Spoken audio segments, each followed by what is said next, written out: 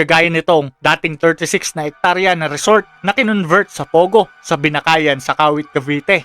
Sa tulong ng Google Map, kung mapapansing mabuti, katapat lang at halos nakadikit na itong Pogo establishment sa Sangley Point kung saan naroroon ang Philippine Air Force 15th Strike Wing, Philippine Coast Guard Sangley Point at itong Cavite Naval Base. Ito namang military camp ng mga general sa Camp Aguinaldo at police headquarters na Camp Crame na papalibutan na rin ng mga Pogo sites meron sa Araneta Center at sa Eastwood. At dito, maraming mga senyales na nakapasok na sa bansa ang mga sleeper cells o mga espiya at sundalo ng China dito sa loob ng bansa. Ang mga sleeper cells ay isang grupo ng secret agents na nakikisalumuha sa target nilang komunidad. Nag-aantay lang sila ng utos na nakakataas bago gumawa ng anumang hakbang.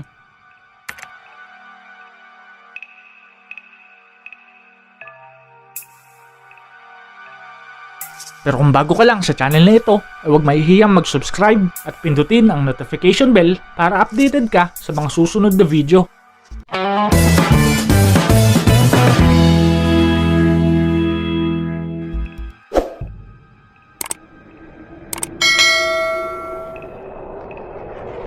Isa sa pambihirang estratehiya ng mga Hapon bago sakupin nito ang Pilipinas at iba pang mga bansa sa Timog Silangang Asya noong ikalawang digmaang pandaigdig ay ang maagang pagpaplano, matinding preparasyon at pagpapakalat ng mga espiya at mga sundalo sa mga bansang kanilang nais sakupin. Nagsimula ito mahigit 80 taon na ang nakakalipas. December 8, 1941, biglang sinalakay ng puwersang Hapones ang Pilipinas sa isang palihim na pag-atake sa mga instalasyong militar sa Luzon. Walang kamalay-malay ang mga Filipino at mga Amerikano sa gagawing pananakop ng mga Hapones sa Pilipinas. 10 oras ito mula sa ginawa nilang pag-atake at pagbobomba sa Pearl Harbor sa Hawaii.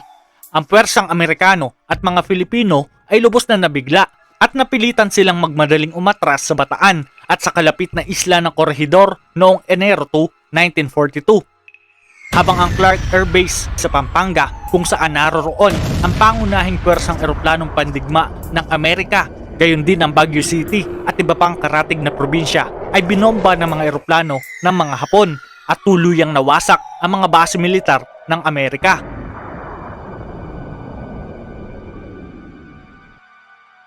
Noong mismong araw ng December 8, 1941, bago ang pagsalakay ng mga Hapones, walang kamalay-malay ang mga Pilipino sa mga mangyayaring dilubyo.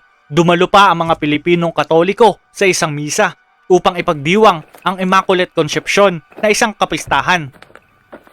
Nang sumiklab ang World War II sa Pilipinas, ang kaguluhan ay biglang bumalot sa buong kapuluan habang ang milyon-milyong sibilyan ay tumakbo sa mga kabundukan upang makaiwas mula sa labanan. Pero 10 oras bago nito, ang mga barkong pandigma at eroplano pala ng mga Hapon ay naglungsad na ng matinding pag-atake sa military naval base ng US na Pearl Harbor na ikinagulat din ng mga Amerikano. Sa pag-ataking yon, maraming barkong pandigma at sasakyang panghipapawid ng US ang nawasak. Ang pag-atake sa Pearl Harbor ay nagbunsod sa Estados Unidos upang magdeklara ng digmaan sa Japan.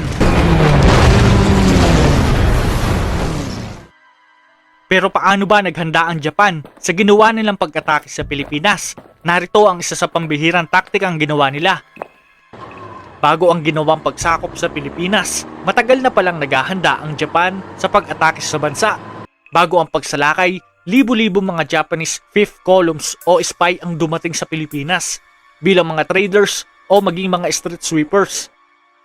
Marami sa kanila ang humalo at nakihalubilo sa mamamayan at nagpanggap bilang mga businessman, trader ng abaka, asin, dyaryo, bote, kalakal sa bakal at kung ano-ano pa.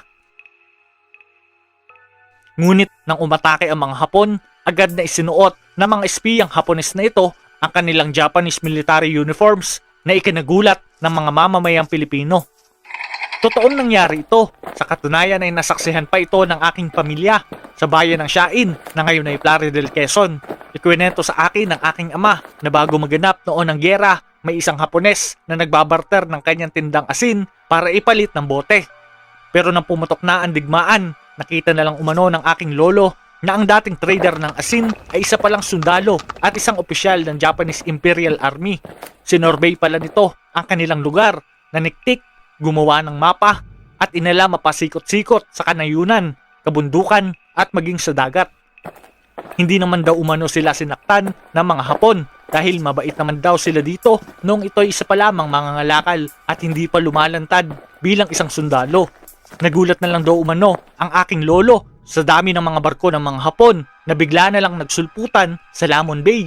Ang kanilang bayan kasi sa Plaridel kasama ang Mauban at Atimonan sa Quezon Province ang isa sa mga unang lugar na pinagdaungan ng mga barko at naging ruta ng mga Hapon nang sumugod ang mga ito sa Maynila. Hindi ito kwentong barbero dahil maraming patunay at nakarecord ang mga kaganapang ito sa mga talaan. At kahit mga lehitimong historiador sa Pilipinas ay may alam sa mga nangyaring paglanding ng mga Hapon sa Lamon Bay. Nang una ko itong marinig ay talagang namangha ako sa galing ng taktika ng mga Hapon sa digmaan. Kayo, may naikwento ba ang tatay o lolo nyo tungkol sa nangyaring pagsakop ng mga Hapon sa Pilipinas? Kung may mga kwento kayo kagaya nito, ibahagi nyo naman sa comment section sa ibaba. Ipinapakita ng mga records ng World War II na ang mga tropang Amerikano at mga Filipino ay lumaban na sinalakay ang Pilipinas. Ngunit hindi nila kinaya ang nakahanda at malakas na pwersa ng mga Hapones. Umatras ang pwersang Amerikano sa pamumuno ni General Douglas MacArthur at mga sundalong Pilipino sa Bataan at Corregidor. Nagpatuloy ang labanan kung saan hawak nila ang Bataan na mahigit 3 buwan hanggang sa naubusan na sila ng bala, pagkain at gamot. Ang mga tropang Kano at mga Filipino ay nagtanggol sa Bataan at napilitang sumuko noong April 9, 1942. Sumunod naman na bumagsak ang Corregidor makalipas ang 1 buwan noong May 9, 1942. Habang si MacArthur kasama ang iba pang matataas na lider ng Pilipinas ay tumakas patungong Australia. Ilang linggo lang bago makuha ang Bataan at nagtungo sa Amerika kung saan naghanda sila ng planong pagbawi sa Pilipinas mula sa mananakop ng mga Hapon. Sa loob ng mahigit 3 taon, naiwan ang Pilipinas sa kontrol ng mga Hapones pero hindi naging madali sa Japan ang pamamahala sa Pilipinas. Maraming mga Filipino at Amerikano ang nag-organisa na bumuo ng kanilang sariling pwersa ng gerilya upang labanan ang mga mananakop na Hapones. Sa Luzon area, nariyan ang mga guerrilla groups tulad ng Hukbalahap, Hunters ROTC, Markings Guerrilla, President Quezon's Own Guerrilla, Wachi at Anderson Guerrilla. Sa Visayas naman, nariyan ang Samar Area Command, Leyte Area Command, Bohol Area Command at ang 6th, 7th at 8th Military District. Habang sa Mindanao ay lumaban din ang Sulu Area Command at 10th Military Command. Marami pa dyan ang kulang at ilan lang yan sa mga guerrilla forces na patuloy na nakipaglaban sa mga Hapones kahit wala na dito sina MacArthur at nasakop na tayo ng mga Hapones. Kaya bago pa man bumalik sina MacArthur sa Pilipinas, kasama ang mga Amerikano ay mahina na ang pwersa ng mga Hapon dito sa Pilipinas dahil sa walang tigil na pakikipaglaban ng ating mga guerrilla units. Hanggang matapos ang 3 taon, bumalik si MacArthur sa Pilipinas nang maglanding ang mga ito sa Leyte noong October 1944 kasama ang mga sundalong Amerikano at si Sergio Osmeña, ang bagong presidente ng Pilipinas. Kasama ang ibang mga Pilipino, nilabanan nila ang mga Hapones hanggang sa tuluyang lumaya ang Pilipinas noong 1945. Sa nagdaang digmaan, ipinakita ng Japan na malaki ang naging tulong ng mga espiyang ipinadala nila upang matalo nito ang makapangyarihan at malakas na bansa ng Amerika. Dahil sa mga impormasyong ibinigay ng mga espiya, nalaman ng Japan kung saan nakapwesto ang mga importanteng base militar ng kanilang mga kalaban. Nalaman din ito ang mga estratehikong mga lugar na magandang pagdaungan. Pero matapos ang 83 taon, ang pagpapadala ng mga espiya upang maniktik at mangalap ng impormasyon sa Pilipinas ay tila nauulit pero hindi na sa kamay ng mga Hapones kung hindi sa malakas at makapangyarihang bansa ng China na karibal ng Pilipinas sa mga isla sa West Philippine Sea. Maraming mga senyales na nakapasok na sa bansa ang mga sleeper cells o mga espiya at sundalo ng China dito sa loob ng bansa. Ang mga sleeper cells ay isang grupo ng secret agents na nakikisalumuha sa target nilang komunidad. Nag-aantay lang sila ng utos sa nakakataas bago gumawa ng anumang hakbang, kagaya ng ginawa ng Japan bago sila sumalakay sa Pilipinas. Pero hindi lang mga Chinese na espiya at sundalo ang mayroon sa loob ng Pilipinas, dahil maaaring maging sarili nating kalahi ay nagtatraidor na sa atin. Oo, kahit kapwa natin Filipino, malaki ang posibilidad na nag-iispiya sila para sa China. Merong mga kumakalat sa internet at sa social media na isang advertisement o panawagan na nagre-recruit ng mga tao na may background o experience sa military o sa government position sa Pilipinas. Layunin nito na makakuha ng mga sensitibong impormasyon tungkol sa military at gobyerno. Isang nagpapanggap na military consultancy firm ang tumatarget sa mga Filipinong researchers na mula sa government at military sector sa Pilipinas. Ang mga aplikante ay ipinagsusumite ng mga research work bilang parte ng proseso sa pag-a-apply kapalit ng ilang libong piso. Sa una, aakalain mo lang isang simple ang ipinapagawang research work, pero hindi nagtagal ay tinatanong na din ito ang mga sensitibo at confidential na mga impormasyon sa military na tanging ang mga nasa national defense lang ang pwedeng makasagot. Ang job recruitment na ito ay nakapublish mula April hanggang May 2023 at nag-aalok ng 1,000 hanggang 4,000 dolyar mula sa isang nagngangalang Stephanie Emma. Pinost niya ito sa isang military-related Facebook page. Ginamit niya ang pangalan ng lehitimong Jane's Information Services, isang 120 years old military consultancy company sa United Kingdom. Ginamit din ni Emma ang tunay na website ng Jane's. Pero nang suriin ang Facebook account nitong si Stephanie Emma, lumalabas na ito pala ay isang dummy account at konektado pala sa isang Chinese group. Sa ngayon, deactivated na ang account nito. Bagamat nakalagay sa post ang URL ng totoong Jane's website, pero ang contact email address naman na nakalagay dito ay iba at gawa-gawa lang, at nakaregister ito sa China sa isang Alibaba Cloud Computing Limited, DBA Hi China. Ayon sa isang source na tumangging magpakilala, ibinulgar nito kung paano siya kinontak ng Peking Jane's Information Services habang nasa trabaho ng isang branch ng Armed Forces of the Philippines noong June 2023. Sa pamamagitan ng isang phone call, nag-offer ito ng trabaho, pero dahil kilalang kumpanya sa larangan ng military at inakala na lehitimo noong una, kinagat nito ang inaalok na trabaho. Sa screening process, ang mga aplikante ay pinagagawa ng sample report bilang parte ng aplikasyon. Isinalaysay pa ng isang aplikante kung paano talaga nagbayad ang recruiter na Jane's para sa isang test report sa panahon ng proseso. Pero nang humingi na ang recruiter ng isang report na naglalaman ng sensitibong impormasyon, nag-back out ang mga aplikante sa proseso ng aplikasyon. Meron din sa onlinejobs.ph mula sa isang Military Express at sa Facebook page na Military Media.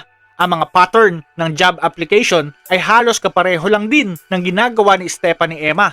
Nagre-recruit ng mga military, reservist, police at may mga background sa gobyerno, at ang alok naman nila ay mula 10,000 hanggang 70,000 pesos kapalit ang mga sensitibong impormasyon sa pamahalaan.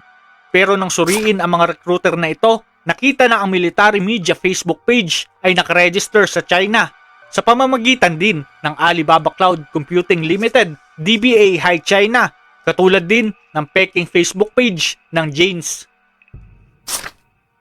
Mababasa rin dito ang mga comment ng mga Pilipinong nais mag-apply. Nakakalungkot lang na ang mga ito ay dati at kasalukuyang mga sundalo at mga empleyado sa pamahalaan. Sa laki ng inaalok na pera ng China, maaaring meron na sa ating mga kababayan ang kumagat sa offer na ito. Pero ang mga lubos na nakakabahala, ang mga umano'y sleeper cells ng China, sinasabing meron ng pakalat-kalat ng mga espiya at mga sundalo ng China na nasa Pilipinas. Kagaya na lang nitong nahuli ng mga pulis na may matataas na kalibre ng baril. Meron pa itong helmet na may markings na nakalagay ay China, tactical vest at watawat ng bansang China. Malaki ang posibilidad na isa itong sundalo. Ito, kumakalat din ngayon sa social media ang isa umanong empleyado ng Pogo pero animoy isang Chinese military. sa forma at gupit nito, aakalain mong isa siyang army ng China. Sa isa namang subdivision sa Parañaque, sa multinational village, naaalarma ang mga residente doon dahil sa biglang pagdami ng mga Chinese national sa lugar. Ayon pa nga sa mga residente, kahina-hinala ang mga ikinikilos ng mga ito. Nakita rin na may routine jogging na ginagawa ang mga ito. Pare-parehong nakasuot ng itim at may binubuo na jogging formation.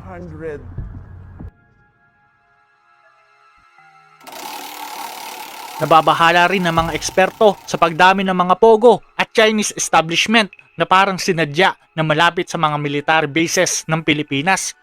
Kagaya nitong dating 36 na hektarya na resort na kinonvert sa pogo sa Binakayan sa Kawit, Cavite. Sa tulong ng Google Map, kung mapapansing mabuti, katapat lang at halos nakadikit na itong pogo establishment sa Sangley Point kung saan naroroon ang Philippine Air Force 15th Strike Wing, Philippine Coast Guard Sangley Point, at itong Cavite Naval Base. Ito namang military camp ng mga general sa Camp Aguinaldo at police headquarters sa Camp Crame na papalibutan na rin ng mga pogo sites. Meron sa Araneta Center at sa Eastwood at dito. Sa Taguig naman tayo, dito sa Port Bonifacio, sinasabing mahigit 3 pogo hubs ang nag-ooperate ngayon sa Bonifacio Global City sa Taguig. Ang BGC ay nasa loob mismo ng Fort Bonifacio, habang ang BGC ay 2.6 kilometers lamang ang layo sa main headquarters ng Philippine Army at halos 5 kilometro naman ang layo ng Philippine Marine Corps. Sa Pasay, sa Villamor Air Base, ang headquarters ng Philippine Air Force, katapat o katabing-katabi lang ng Chinese pogo hubs. Halos lahat na ng major military camp at headquarters ng ating mga sundalo at mga kapulisan ang napapalibutan na ng mga Chinese establishments. Maaaring winawirtap na nila ang mga usapan sa telepono ng matataas na opisyal doon o nagmamasid sa paligid. Kaya hindi na nakapagtataka na alam ng China kung anong araw at oras tayo magdadala ng supply at ng pagkain sa BRP Sierra Madre. Pati na rin ang ibang aktibidad natin sa West Philippine Sea ay nalalaman ng China. Habang sa Tarlac, kung saan naroroon ang Clark Air Base, hindi lang pogo ang pinangangambahan dahil sa hindi kalayuan sa airbase, iniimbestigahan ngayon ang mayor ng Bamban Tarlac na si Alice Guo. Ayon sa imbestigasyon ng Senado sa pangunguna ni Senator Risa Hontiveros, maaaring hindi totoong Filipino itong si Mayor Guo. Ang hinala pa ng Senado, isa siyang Chinese na pakawala ng China. Lumalabas kasi sa imbestigasyon na wala siyang birth record sa anumang ospital sa Pilipinas. Nagkaroon lang siya ng birth certificate noong 17 taong gulang lang siya. Wala rin siyang anumang dokumento kagaya ng diploma na nagpapatunay na nakapag-aral siya sa alinmang school sa Pilipinas. At tanging homeschooling lang ang kanyang ginawa mula elementarya hanggang high school. Walang record ng kanyang ina. Salungat din ang kanyang mga salaysay tungkol sa kanyang ama. Fluent pa raw sa wikang Mandarin itong si Mayor Guo na isang salita sa China. Noong una, itinanggi pa nito na wala siyang koneksyon sa isang ni-raid na pogo. Pero nang busisiin ito, lumabas na 50% pala ng pogo ang pag-aari niya. Siya pa mismo ang pinuno. Ang malaking tanong ngayon, ano ba ang tunay na pagkatao ni Bambang Mayor Alice Guo? Isa ba siyang Chinese at asset ng China upang mag-espiya sa Pilipinas at pinatakbo bilang mayor upang magkaroon ng malaking impluwensya sa politika sa Pilipinas ang China? Tanong ni Senator Risa Hontiveros, ano ba ang mahiwagang nakaraan nitong si Mayor Alice Guo at ang iba pang mga kagaya niya? Ayon nga kay dating Senator Panfilo Lacson at naging chairman of the Committee on National Defense and Security at dating police chief, sinabi nito na may natanggap siyang impormasyon galing sa security agencies na may libu-libong undercover ng People Liberation Army ng China na nasa Pilipinas. Ang mga Chinese spies na ito ay nagpapanggap bilang mga trabahador sa mga pogo. Ayon din sa pag-aaral, may halos 200,000 Chinese pogo workers ang nandito sa Pilipinas.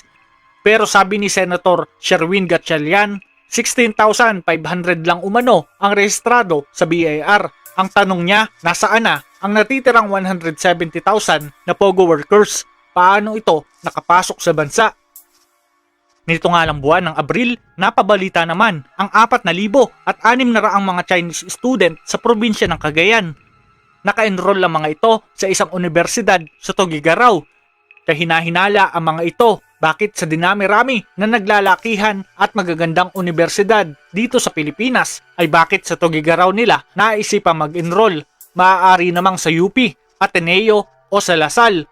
Bakit sa Cagayan? Anong meron sa probinsya? Baka nakakalimutan natin, ang Cagayan ay meron 3 EDCA sites ng Amerika. Paano naman nakapasok ang mga ito sa Pilipinas? Sa ginawang investigasyon noong 2020, ibinulgar sa Senado ang talamak na korupsyon at sabuatan ng ilang mga opisyal ng gobyerno na siyang nagpapapasok sa hindi mabilang na Chinese nationals kahit walang sapat na dokumento ang mga ito kasama ang pinaniniwalaang nasa 2,000 hanggang 3,000 People Liberation Army ng China na iligal na pumasok at tumira sa bansa sa pamamaraan na tinatawag na Pastilla Scheme na isiniwalat ng whistleblower na si Alison Chong ng Bureau of Immigration. Ayon sa kanya, ang mga Chinese nationals ay nagbabayad ng 10,000 pesos bilang service fee para sa special treatment at mapadali ang proseso na makapasok sa loob ng bansa ang mga Chinese nationals. Sa 10,000 pisong ito, 2,000 pesos daw dyan ang mapupunta sa immigration officers at ang ibang matitira ay paghahati-hatian ng mga senior officials at ibang sindikato na tumatakbo sa NAIA o Ninoy Aquino International Airport. Ang pera ayon sa whistleblower ay nakarolyo sa loob ng isang bond paper, kagaya ng pagkakabalot sa isang pastillas. Kung totoo man na nakapasok na ang mga sundalo ng China sa Pilipinas at isang araw sakupin na nila ang ating bansa, kaya mo bang lumaban para sa iyong pamilya at mahal sa buhay? Hanggang saan ang iyong pagmamahal sa Pilipinas? Handa ka bang ialay ang iyong buhay kapalit ng kalayaan ng bawat isa? Maaaring nag-aantay lang ng pagkakataon ang China para umatake at sa isang maling desisyon, maaaring digmaan ang maging bunga. Hindi natin pwedeng asahan palagi ang mga kano o ibang kaalyado nating bansa. Palagi nating isipin na walang ibang tutulong sa ating mga Filipino kundi ang ating mga sarili. Kaya palagi tayo magtulungan at magkaisa para sa Pilipinas. Ayon nga kay Attorney Chel Jokno, masakit ang pang-aaping ginagawa ng China pero mas masahol ang pagtatraidor ng mga Pilipinong kumakampi sa kanila. Ano ang opinyon mo? Dapat ba tayong mabahala sa pagdami ng mga Chinese nationals sa bansa? Ano ang tingin mo? Nakapasok na ba ang mga espiya at sundalo ng China sa Pilipinas? Tara, pag-usapan natin yan sa comment section sa ibaba.